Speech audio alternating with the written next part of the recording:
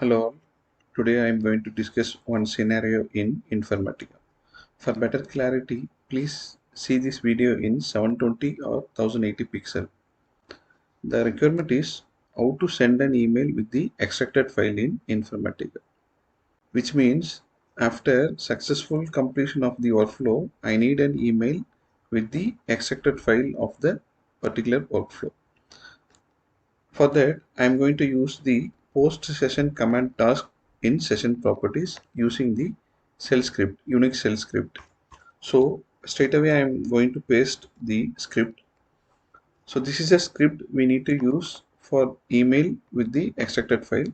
So create one shell script with your name. I am going to create script as test.sh.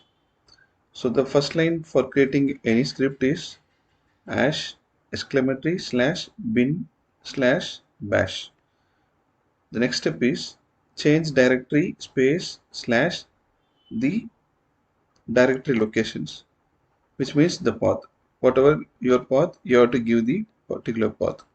The main command you have to give is mailx space -s, the subject name, -a, the output file name of that particular workflow, email ID of the user, and you have to give 3 less than, and in double quotes write please find the attachment PFA. So mailx is the Unix command used for sending and receiving an email.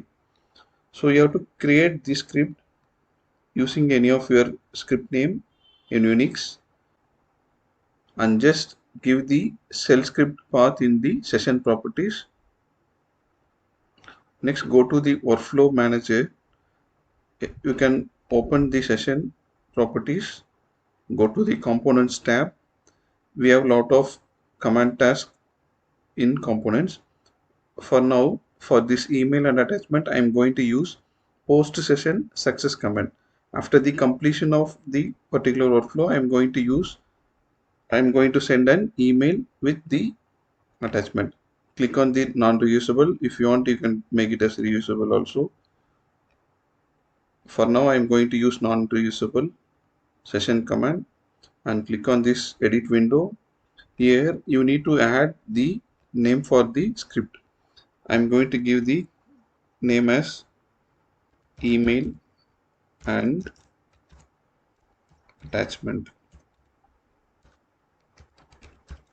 and in command right, just edit this command window, give your shell script path, tell that sh is a shell script slash, and what is your path, you can refer your directory path.